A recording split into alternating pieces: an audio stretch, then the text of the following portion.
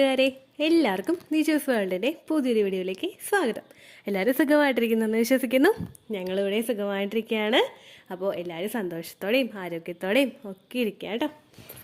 നമ്മുടെ ചാനലിൽ pregnancy try ചെയ്യുന്ന ഒരു കുട്ടി ഡോക്ടറെ കാണാനായിട്ട് ഇങ്ങനെ പ്രഗ്നൻ്റ് ആകാനായിട്ട് ട്രീറ്റ്മെൻറ്റ് എടുക്കാനായിട്ട് പോയപ്പോഴേക്കും ഡോക്ടർ നാച്ചുറലി ട്രൈ ചെയ്യാൻ വേണ്ടിയിട്ട് ഒരു ടിപ്പ് പറഞ്ഞു കൊടുത്തിട്ടുണ്ടായിരുന്നു. അപ്പോൾ ആ ടിപ്പ് നമുക്ക് ചാനലിലെ കുട്ടി ഷെയർ ചെയ്തു. എന്നിട്ട് പറഞ്ഞു, ചേച്ചി ഇത് എങ്ങനെ എഫക്റ്റീവ് ആണോ? കാരണം അങ്ങനെയല്ല, ഒരു ഡോക്ടറോട് ചോദിക്കുന്നതിനേക്കാളും കുറച്ചൊന്ന് ഫ്രീ ആയിട്ട് ചോദിക്കുന്നത് കൊണ്ടാണ് പലരും പറയുന്നത് ചേച്ചി ഇത് എഫക്റ്റീവ് ആണോ എന്നും ചോദിക്കുന്നവരുണ്ട്. അപ്പോൾ അതിനെ പറ്റിയിട്ട് ഡീറ്റെയിൽഡ് ആയിട്ടുള്ളൊരു വീഡിയോ ചെയ്യാമെന്ന് വിചാരിച്ചു. ഡോക്ടർ എത്രത്തോളം എഫക്റ്റീവും എത്രത്തോളം ബെനിഫിറ്റും നമുക്ക് തരുന്നതുമായിട്ടുള്ള ടിപ്പാണ് പറഞ്ഞു തന്നതെന്ന് നമുക്ക് നോക്കാം കേട്ടോ. നിങ്ങളും പ്രഗ്നന്റ് ആകാൻ ട്രീറ്റ്മെന്റ് എടുക്കുന്നുണ്ടെങ്കിൽ മസ്റ്റ് ആയിട്ടൊരു വീഡിയോ, ഈ ഒരു വീഡിയോ ഫുള്ളായിട്ട് നിങ്ങൾ കാണണം. കാരണം ആ കുട്ടി കമന്റ്സിൽ പറഞ്ഞിട്ടുണ്ടായിരുന്നു, ചേച്ചി ഇത് എഫക്റ്റീവ് ആണെങ്കിൽ എല്ലാവർക്കും പറഞ്ഞു കൊടുക്കണം കേട്ടോ എന്ന് പറഞ്ഞിട്ടുണ്ടായിരുന്നു. അങ്ങനെ താൻ രക്ഷപ്പെടുന്നതോടൊപ്പം എല്ലാവരും ഒരുമിച്ച് രക്ഷപ്പെടണമെന്ന് ആഗ്രഹിക്കുന്നതായിട്ടുള്ള ആളുകളുണ്ടല്ലോ. അപ്പോൾ ആ കുട്ടിക്ക് നല്ലൊരു പ്രഗ്നൻസി എളുപ്പം കിട്ടാൻ നമുക്ക് പ്രാർത്ഥിക്കാം. എന്നിട്ട് നമുക്ക് ഈ വീഡിയോ സ്റ്റാർട്ട് ചെയ്യാം കേട്ടോ. ഇവിടെ സംസാരിക്കാനായിട്ട് പോകുന്നത് കൊക്കോനെ പറ്റിയിട്ടാണ്. കൊക്കോ നിങ്ങൾ എല്ലാവരും കേട്ടിട്ടുണ്ടാകും. കൊക്കോ എന്താ പറയുക, കൊക്കോ പൗഡറിനെ പറ്റി കേട്ടിട്ടുണ്ടാകും, അല്ലെങ്കിൽ കൊക്കോ ആ ഒരു ഫ്രൂട്ടിനെ പറ്റി നിങ്ങൾ കേട്ടിട്ടുണ്ടാകും. ഈ കൊക്കോ കഴിച്ചിട്ട് എങ്ങനെ പ്രഗ്നന്റ് ആകാമെന്ന് നമുക്ക് നോക്കാം. ഈ കൊക്കോ വരുന്നത് ഒരു ഡാർക്ക് ചോക്ലേറ്റ് നിങ്ങൾ കേട്ടിട്ടുണ്ടാവുമല്ലോ. ഈ ഡാർക്ക് ചോക്ലേറ്റ് ഉണ്ടാക്കുന്ന ഒരു കാറ്റഗറിയിലാണ് ഈ കൊക്കോ പെടുന്നത്.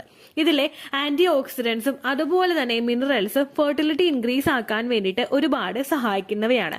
അപ്പോൾ ഇതിലടങ്ങിയിട്ടുള്ള വൈറ്റൽ ന്യൂട്രിയൻസ് ഒക്കെ വെച്ചിട്ട്, അതായത് സിങ്ക് ഉണ്ട്, അയൺ ഉണ്ട്, മാഗ്നീഷ്യം ഉണ്ട്, ഇതെല്ലാം വെച്ചിട്ട് നിങ്ങൾക്ക് എളുപ്പത്തിൽ പ്രഗ്നന്റ് ആകാനായിട്ട് അത് സഹായിക്കുന്നുണ്ട്.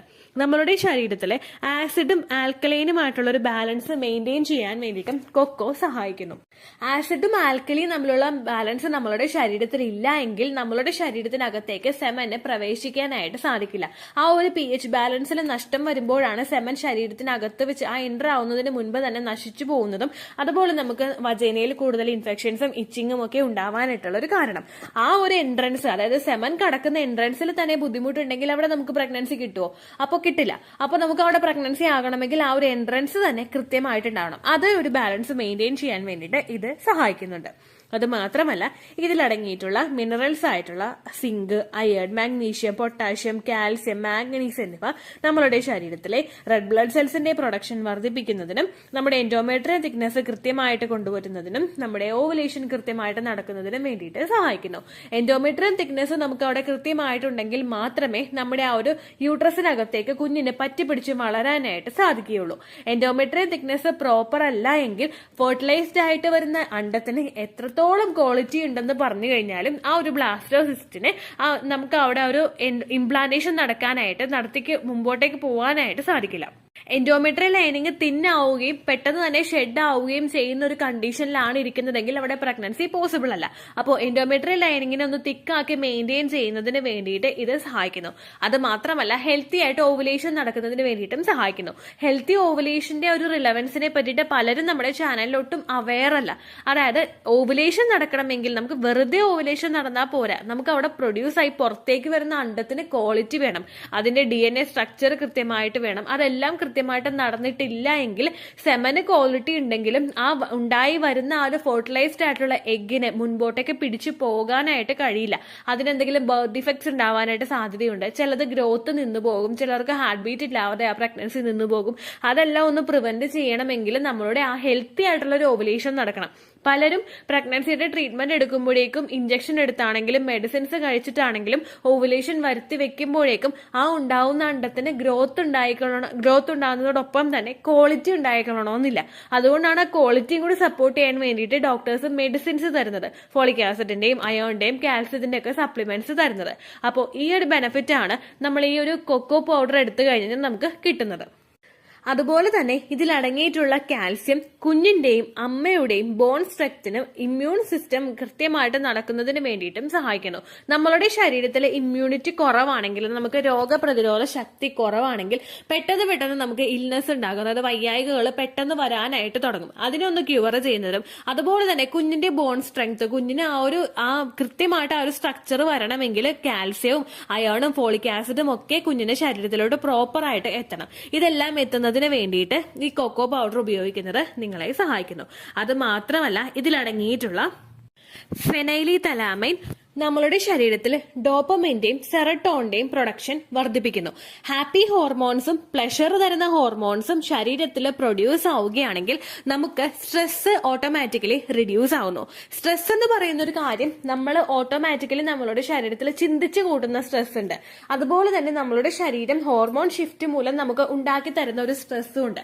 ഫോർ എക്സാമ്പിൾ, ഇപ്പൊ ഞാൻ കഴിഞ്ഞ ദിവസം ഞാൻ ഫേസ് ചെയ്ത ഒരു കാര്യമായിരുന്നു. എന്റെ മോന്റെ ബർത്ത് ആ ഒരു ഫീഡിങ് ഞാൻ നിർത്തിയിട്ടുണ്ടായിരുന്നു. ഫീഡിങ് സ്റ്റോപ്പ് ചെയ്തതിന് ശേഷം ഏകദേശം ഒരു 2 വീക്സ് കഴിഞ്ഞ് ഇന്നലെ എനിക്ക് ഭയങ്കര ഡിപ്രസ്ഡ് ആയി പോകുന്നു. ഞാൻ പെട്ടെന്ന് ഞാനിങ്ങനെ ഇരുന്ന് കരയാ, കണ്ണീരിങ്ങനെ ഒഴുകിക്കൊണ്ടിരിക്കുക. അപ്പോൾ ചിന്തിക്കുമ്പോൾ എനിക്ക് ആ ഒരു സ്ട്രെസ് കൂടുതലായിട്ട് ഉണ്ടാക്കുന്ന ഒരു കാര്യം എനിക്ക് ചിന്തിച്ചിട്ട് കിട്ടുന്നുമില്ല. എന്തുകൊണ്ടാണ് ഇങ്ങനെ ഉണ്ടാവുന്നതെന്ന് മനസ്സിലാവുന്നുമില്ല.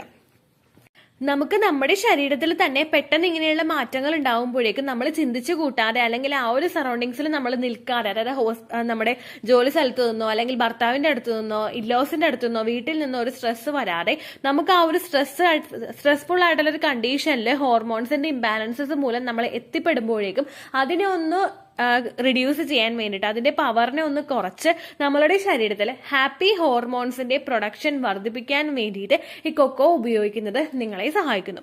ഇനി ഇതെങ്ങനെയാണ് ഉപയോഗിക്കേണ്ടതെന്ന് നമുക്ക് നോക്കാം. കൊക്കോ നമുക്ക് പല രീതിയിൽ കൊക്കോ പൗഡറായിട്ട് നമുക്ക് കിട്ടും. കൊക്കോ പൗഡറായിട്ട് യൂസ് ചെയ്യുന്നത് തന്നെയായിരിക്കും എന്തുകൊണ്ടും നല്ലത്.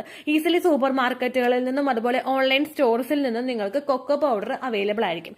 ക്വാളിറ്റി ഉള്ള ഒരു കൊക്കോ പൗഡർ മേടിച്ചിട്ട് ഇപ്പോൾ നിങ്ങൾ ഷേക്സ് പ്രിപ്പയർ ചെയ്യുന്നുണ്ടെങ്കിൽ അതിലോ അല്ലെങ്കിൽ ഫ്രൂട്ടിന്റെ ജ്യൂസ് നിങ്ങൾ പ്രിപ്പയർ ചെയ്യുന്നുണ്ടെങ്കിൽ അതിലോ ഇട്ടിട്ട് നിങ്ങൾക്ക് കുടിക്കാവുന്നതാണ്. അല്ലെങ്കിൽ നിങ്ങൾ പാലിലെ കൊക്കോ പൗഡർ ആഡ് ചെയ്തിട്ട് നിങ്ങൾ കുടിക്കുന്നത് നല്ലതാണ് കേട്ടോ. ഓവുലേഷൻ നടക്കുന്ന സമയത്ത്, അങ്ങനെ ഒരു ഡൗട്ട് എല്ലാവർക്കും ഉണ്ടാവുമല്ലോ, ഓവുലേഷൻ നടക്കുന്ന സമയത്ത് വേണോ ഇംപ്ലാന്റേഷൻ നടക്കുന്ന സമയത്ത് വേണോ, അങ്ങനെയുള്ള ഒരു കാര്യം നിങ്ങൾ ചിന്തിക്കുകയാണെങ്കിൽ നിങ്ങൾക്ക് ഏത് സമയത്ത് വേണമെങ്കിലും ഇത് ഉപയോഗിക്കാം. ഇതിന്റെ ആ ഒരു ഉപയോഗം എന്ന് പറയുന്നത് കുറവായിരിക്കണം. ബെനിഫിറ്റ് കിട്ടുന്നുണ്ടെന്ന് പറഞ്ഞിട്ട് ആരും ഒരുപാട് ഇത് ഉപയോഗിക്കേണ്ട ആവശ്യമില്ല. ഇപ്പൊ നിങ്ങൾ കൊക്കോ പൗഡർ മേടിച്ചിട്ടാണ് സ്റ്റോർ ചെയ്ത് വെക്കുന്നതെങ്കിൽ അത് ഒരു ദിവസം 1 സ്പൂണോ അല്ലെങ്കിൽ മാക്സിമം 2 സ്പൂണോ ഇട്ടിട്ട് നിങ്ങൾ കുടിക്കുക. സ്മൂത്തീസിലും അതുപോലെ ഷേക്സിലും ഒക്കെ നിങ്ങൾ ഇത് പ്രിപ്പയർ ചെയ്തിട്ട് ഉപയോഗിക്കുന്നത് നല്ലതായിരിക്കും. അപ്പോൾ ഷേക്സ് ഒക്കെ പ്രിപ്പയർ ചെയ്യുമ്പോഴേക്കും പാല് നല്ലതുപോലെ തിളപ്പിച്ച് ആറ്റി വെച്ചിട്ട് അതിൽ പഴമൊക്കെ കുറച്ചും കൂടെ കൂടുതലായിട്ട് ഇട്ടിട്ട് അടിച്ച് നിങ്ങൾ ഷേക്കായി കുടിക്കുകയാണെങ്കിൽ അതൊരു ഹെൽത്തി ഡ്രിങ്ക് ആയിരിക്കും. അതിന്റെ കൂടി ഇതും കൂടി ആ കൊക്കോ പൗഡറും കൂടി ആഡ് ചെയ്യുകയാണെങ്കിൽ അത് ഒരുപാട് ടേസ്റ്റിയും ആയിരിക്കും. അതിന്റെ അത്ര തന്നെ അത് ഹെൽത്തിയും ആയിരിക്കും കേട്ടോ. ആ കാര്യം നിങ്ങൾ ശ്രദ്ധിക്കുക. പിന്നെ നിങ്ങൾ പാക്കറ്റ് നിങ്ങൾ മേടിച്ചു കഴിഞ്ഞാൽ ഒരു എയർ ടൈറ്റ് ആയിട്ടുള്ള ഗ്ലാസ് കണ്ടെയ്നറിനകത്ത് ഇട്ട് അടച്ച് ഫ്രിഡ്ജിൽ ഫ്രീസറിലോ വെക്കരുത് കേട്ടോ. താഴെ നിങ്ങൾ എടുത്ത് വെക്കുക. കൂടുതൽ എയർ ടൈറ്റ് ആയിട്ട് നിങ്ങൾ അടച്ചു വെക്കുന്നതാണ് എന്തുകൊണ്ടും നല്ല കേട്ടോ. പിന്നെ അടച്ചു വെക്കുമ്പോഴേക്കും പ്രത്യേകം ശ്രദ്ധിക്കുക, പ്ലാസ്റ്റിക്കിന്റെ പാത്രത്തിൽ നിങ്ങൾ അടച്ചു വെക്കാതിരിക്കുക. ഗ്ലാസ് ജാറിനകത്ത് ഇതിട്ട് വെക്കുന്നതാണ് അതിന്റെ ആ ഒരു ക്വാളിറ്റി സംരക്ഷിക്കുന്നതിന് നല്ലത്. അതുപോലെ തന്നെ കൂടുതലായിട്ട് പ്ലാസ്റ്റിക്കുമായിട്ട് ആ ഒരു സംസർഗം വരുന്ന പ്രൊഡക്ട്സ് നമ്മൾ യൂസ് ചെയ്ത് കഴിഞ്ഞാൽ അതും നമ്മളുടെ ഫെർട്ടിലിറ്റിയെ ഇൻഡയറക്റ്റ് ആയിട്ട് അഫക്ട് ചെയ്യുന്നുണ്ട് കേട്ടോ. അപ്പൊ ഈ കാര്യം കൂടി നിങ്ങൾ പ്രത്യേകം ശ്രദ്ധിക്കുക. നല്ല പൗഡർ നോക്കിയിട്ട് നിങ്ങൾ മേടിക്കുക കേട്ടോ. ആ കുട്ടിക്ക് ഡോക്ടർ പറഞ്ഞു കൊടുത്ത ടിപ്പാണ്. അപ്പൊ ഡോക്ടേഴ്സ് വരെ റെക്കമെൻഡ് ചെയ്യുന്നുണ്ടെങ്കിൽ അതിന്റെ ആ ഒരു ക്വാളിറ്റി അതിനനുസരിച്ച് ആ ടിപ്പിന് ഉണ്ടായിരിക്കും കേട്ടോ. അപ്പോൾ ഇത്രയേ ഉള്ളൂ വീഡിയോ. എന്തെങ്കിലും സംശയം ഉണ്ടെങ്കിൽ നിങ്ങൾ കമന്റ്സിൽ ചോദിക്കുക. പണ്ടത്തെ വീഡിയോയ്ക്ക് കമന്റ്സ് ഇടുന്നവർക്ക് റിപ്ലൈ കിട്ടുന്നില്ലെങ്കിലോ, നമ്മൾ തമ്മിൽ ഓൾറെഡി ഒരു കോൺവെർസേഷൻ ഉണ്ടായിട്ടും അതിന്റെ കണ്ടിന്യൂഷൻ ആയിട്ട് നിങ്ങൾക്ക് റിപ്ലൈ കിട്ടിയിട്ടില്ലെങ്കിലോ, ലേറ്റസ്റ്റ് ആയിട്ട് ഞാൻ ഏത് വീഡിയോ ആണ് അപ്ലോഡ് ചെയ്യുന്നത് അതിന് താഴെ കമന്റ് ഒന്ന് കോപ്പി പേസ്റ്റ് ചെയ്യാനായിട്ട് ശ്രദ്ധിക്കുക കേട്ടോ. അതുപോലെ ഓവുലേഷൻ ഡേറ്റ് കാൽക്കുലേറ്റ് ചെയ്ത് തരാനായിട്ട് റിക്വസ്റ്റ് ചെയ്യുന്നവർ എത്രയാണോ നിങ്ങളുടെ കൃത്യം സൈക്കിൾ ലെങ്ത് അത് മെൻഷൻ ചെയ്യാനായിട്ട് ശ്രദ്ധിക്കുക. സൈക്കിൾ ലെങ്ത് എന്നതുകൊണ്ട് ഉദ്ദേശിച്ചത് ഓരോ മാസവും എത്ര ദിവസം കൂടുമ്പോഴാണോ ബ്ലീഡിങ് വരുന്നത് അതിനെയാണ് കേട്ടോ ഉദ്ദേശിച്ചത്. അതായത് ജനുവരിയിൽ നിങ്ങൾക്ക് ഒരു 1-ാം തീയതിയാണ് ബ്ലീഡിങ് വന്നതെങ്കിൽ, ഫെബ്രുവരിയിൽ നിങ്ങൾക്ക് 2-ാം തീയതിയാണ് ബ്ലീഡിങ് വരുന്നതെങ്കിൽ, ജനുവരി 1-നെ ഡേ 1 ആയിട്ടെടുത്ത് ഫെബ്രുവരി 2 വരെ എത്ര ദിവസമുണ്ടോ അത് എണ്ണി പറയുന്നതാണ് സൈക്കിൾ ലെങ്ത് എന്നതുകൊണ്ട് ഉദ്ദേശിച്ചത് കേട്ടോ. ബ്ലീഡിങ് നടന്ന ദിവസം നിങ്ങൾ എടുത്താൽ മതിയാകും. സ്പോട്ടിങ് നടന്ന ദിവസം, അതായത് ചെറുതായിട്ടുള്ള ബ്രൗൺ ഡിസ്ചാർജോ ബ്രൗൺ കളറുള്ള സ്പോട്ടിങ്ങോ വന്ന ദിവസം നിങ്ങൾ എടുക്കേണ്ട ആവശ്യം ഇല്ല കേട്ടോ. അപ്പോൾ ഇതുപോലെ തന്നെ നിങ്ങൾ ശ്രദ്ധിക്കുക. സൈക്കിൾ ലെങ്ത് ചോദിക്കുന്ന സമയത്ത് എന്നാണോ ഡേറ്റ് അത് നിങ്ങൾ മെൻഷൻ ചെയ്യാതിരിക്കുക. അതായത് ചില ആളുകൾ ജനുവരി 16 ഫെബ്രുവരി 14 അങ്ങനെ പറയും. അങ്ങനെ പറഞ്ഞുകൊണ്ട് കാര്യമില്ല കേട്ടോ. അപ്പോൾ ഇത്രയേ ഉള്ളൂ വീഡിയോ. അടുത്തൊരു യൂസ്ഫുൾ വീഡിയോ ആയിട്ട് നമുക്ക് വീണ്ടും കാണാം. ബൈ.